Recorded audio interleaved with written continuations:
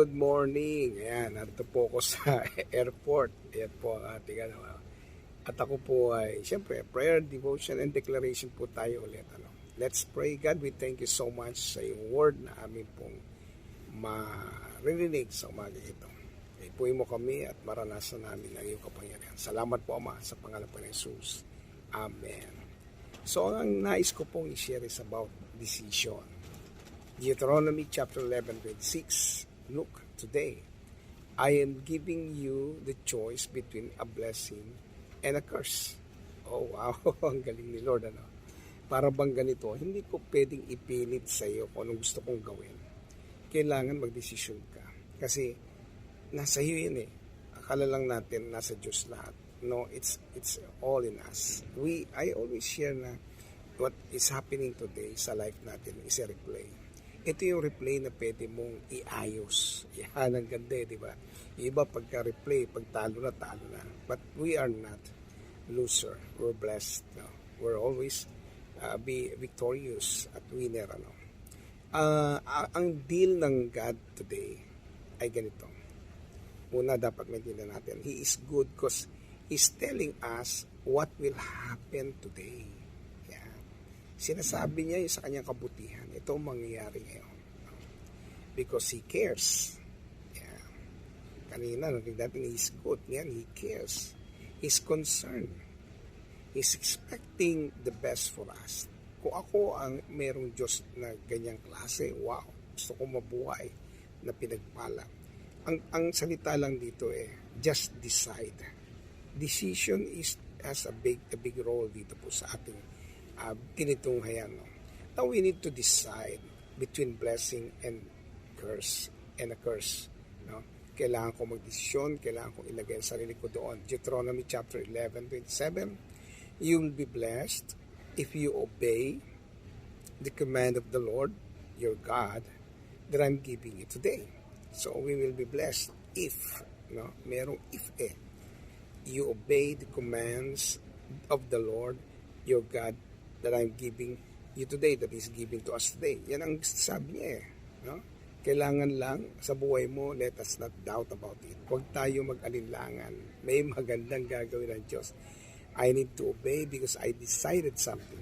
We need to be sure what is the plan of God for us. Ano ba ang plano niya? Of course, you need to read the Word of God for us to know about it. And then we need to embrace on whatever command of God to us today. Ano ba ang sinabi ng Lord sa ngayon? Yakapin mo yan. Ngayong araw na to, alam kong gusto niya ako'y pinagpala. Yun, edi yakapin mo yun. No? We need to put faith on it. Lagyan mo ng faith. Sabihin mo na ngayong araw na to, hindi ako talunan, ako'y pinagpala. Kasi yun ang plano ng Diyos sa akin. I-bless niya ako ngayong araw na to. Deuteronomy chapter 11:28. But you will be cursed if you reject the commands of the Lord your God and turn away from Him and worship gods you have not known before. Ayan, naniniwala kasi ang Lord na kilala mo siya. Kilala mo at alam mo kung sino siya. At alam niya na dapat ka lang tumanggap ng pagpapala. Because if you reject His command, turn away from Him, worshiping other gods, ito po ang mangyayari sa atin. Talagang grabe. Ayoko ng ganyan. Ayoko na ako ay malayo sa nais ng Panginoon. Gusto ko kung anong nais niya, yun ang maganap sa akin. Ano? At alam natin na ang Diyos lagi naman yan, ang plano niya pagandahin ang buhay natin, ayusin ang buhay natin. Marami lang tayong tanong. At minsan nakakapag-desisyon tayo ng hindi tama. At dahil doon, minsan nahaluan ito ng damdamin, nahaluan ito ng mga bagay na nasa paligid natin, mga tao na magtutulak sa atin.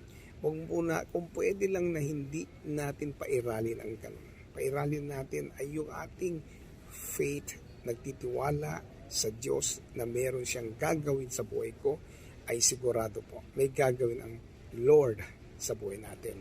Kasi yun po ang aking binibigkas lagi natin umaga. Lord, ang ganda ng plano mo, ang ganda ng gagawin mo. Ako'y hindi buntot, ako po'y ulo. Ako'y pinagpala ngayong araw na to. Ako'y sasamahan mo, ang buhay ko'y magiging pagpapala din sa iba.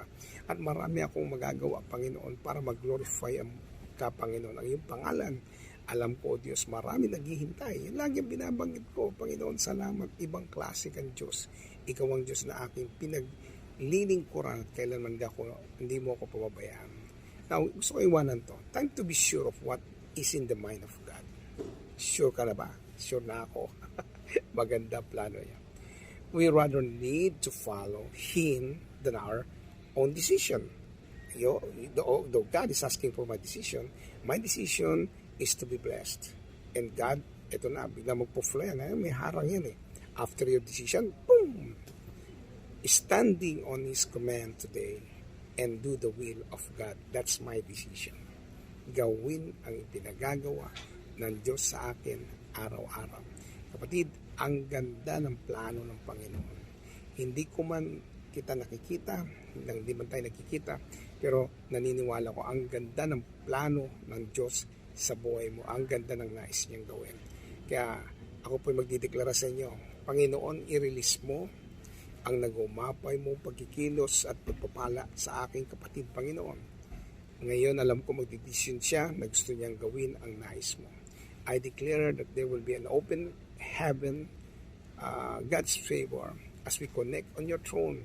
Alam namin may gagawin ka at maganda ang iyong plano sa buhay namin. Merong biglang pagsabog ng iyong presensya at kapangyarihan sa amin, Panginoon. At hindi namin makikita anumang mga balakid o hindi kami magpapadala sa anumang balakid. Kami ay magpo-flow sa nais mo, Diyos. Salamat po, Ma. Ito po aking samot panalangin at deklarasyon sa pangalan pa ni Jesus. Amen. Mag-share lang po tayo. Alam kong napagpala tayo. I-share lang po natin sa iba at para sa ganun sila naman din ay mapagpala. At alam ko may gagawin ng Diyos. At natutuwa po ako. And please just tell me yung sure right. Tell me the truth. Kung kayo po talaga ay napapagpala dito, just give a comment na magsasabing salamat, pastor, ganyan. O kaya ay talagang gusto natin sabihin sa Lord na sa umahat na tayo pinagpapala. At salamat po sa inyong panonood at pakikinig at pagpalain po tayo ng Diyos ng todo-todo. Amen and amen.